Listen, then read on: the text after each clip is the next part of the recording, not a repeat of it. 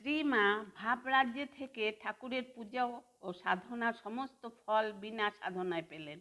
এরপর তিনি সর্বজীবে ব্রহ্মবুদ্ধি রাখতে শিখলেন।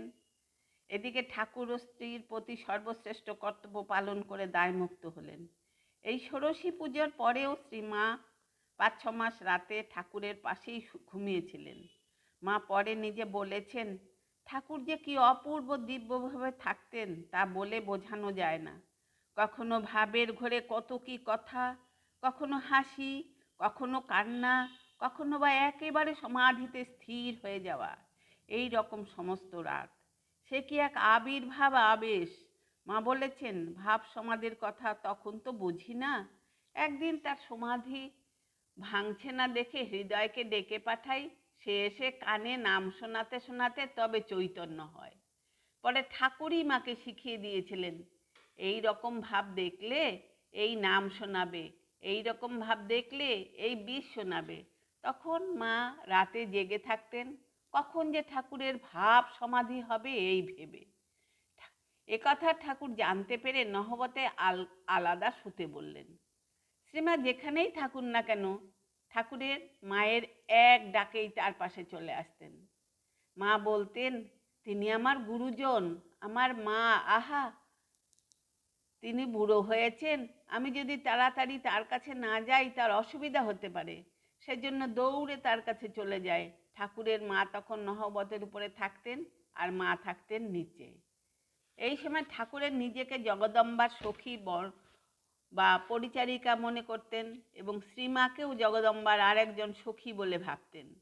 শ্রীমাও আনন্দে গয়না পরিয়ে ঠাকুরকে নারী বেশে সাজিয়ে দিয়ে নিজেকে তার সখী ভেবে আনন্দ পেতেন।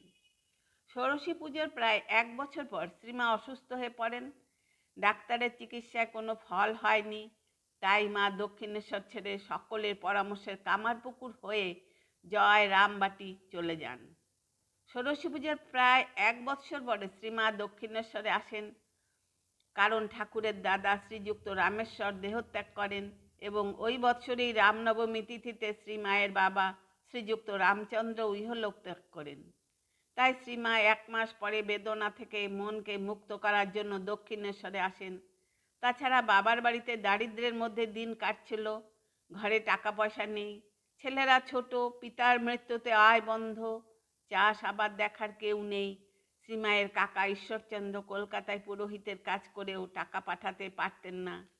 শ্যামাসুন্দরী গ্রামের বারুজ্যেদের বাড়ি থেকে ধান এনে ঢেকিতে কুটতেন, তারই 4 ভাগের 1 ভাগ তিনি পেতেন। শ্যামাসুন্দরী একসময় ছেলের বউ ইন্দুমতিকে বলেছিলেন, আমরা ঘরে ভাত বসিয়ে দিয়ে শিয়রে গিয়ে তরকারি নিয়ে এসেছি। আরও বলেছিলেন, 16 পাকা, 1 সারিতে 16টা উনুন জ্বলছে, তাতে রান্না করেছি 1 হাঁড়ি ভাত আর 1 ধুচুনি চালের জন্য। তাই পুত্রদেরও পাশের গ্রামে যে সকল আত্মীয়দের বাড়ি আছে সেখানে পাঠিয়ে দিলেন। শ্রীমাও হয়তো মায়ের উপর বোঝা হয়ে থাকলেন না এবং স্বামী সেবার জন্য দক্ষিণেশ্বরে গেলেন। সেখানে গিয়ে শাশুড়ির সঙ্গে নহবতে থাকলেন। দক্ষিণেশ্বরে গিয়েই বর্ষাতে শ্রীমায়ের আমাশা হয়। তবুও শ্রীমা শাশুড়ি ও স্বামীর সেবা করার জন্য অন্যত্র গেলেন না। এই অসুখ নিয়েই 1 বৎসর তিনি এইভাবেই কাটালেন। একটু ভালো হওয়ার পর তিনি বাবার বাড়ি গেলেন, কিন্তু অল্পদিন পরেই আবার রোগ এত বেড়ে গেল যে জীবন রক্ষা সংশয়ের বিষয় হয়ে উঠল। এই সময় মায়ের শরীর খুবই শীর্ণ ও দুর্বল হয়ে পড়েছিল, তাই তিনি ঘরের পাশে কলুগেরের পাড়ে শুয়ে থাকতেন। সেই সময় পুকুরের জলে নিজের অস্থি চর্মসার শরীরের ছবি দেখে তার মনে হয়েছিল, আরে ছি, এই দেহ, তবে আর কেন? পরে তিনি বলেছিলেন, আমার অসুখের সময় তখন সব শরীর ফুলে গেছে, নাক কান দিয়ে রস ঝরছে।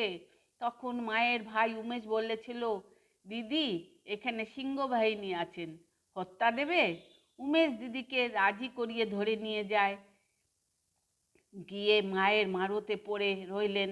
এদিকে আমাশা 3-4 বার হাতড়ে হাতড়ে রাতেই শৌচে যেতেন। ভিক্ষে মাছিল, সেখানেই তার ঘর। সে মাঝে মাঝে গলা ঠাকার দিত যাতে ভয় না পান মা। মা পাড়েই পড়ে রইলেন। কিছুক্ষণ পরেই রাধুর মতো 12-13 বছরের একটি মেয়েটি কামারদের মেয়ের বেশে ছিল। সে শ্রী শ্রী মায়ের মাকে এসে বলল, যাও যাও উঠিয়ে আনোগে, অমন অসুখ, তাকে ফেলে রাখতে আছে, এক্ষুনি আনোগে, এই ওষুধ দিও, এতেই ভালো হয়ে যাবে। এদিকে সারদা মাকে বললেন, লাউ ফুল নুন দিয়ে রগড়ে তার রস চোখে ফোঁটা ফোঁটা করে দিও, ভালো হয়ে যাবে। তারপর মায়ের মা যে ওষুধ পেয়েছিলেন তাই দেওয়া হলো, আর লাউ ফুলের আর নুনের তৈরি রস চোখে দেওয়া হলো। দিতেই যেমন জল টেনে আনে, তেমনি চোখের সব ময়লা টেনে বার হয়ে গেল। সেই দিনই চোখ ভালো হয়ে গেল, আর শরীরের সব ফুলও কমে গেল, সব সেরে গেল। সেই সময় যে জিজ্ঞাসা করতো বলতেন, সিংহবাহিনী মা ওষুধ দিয়েছেন।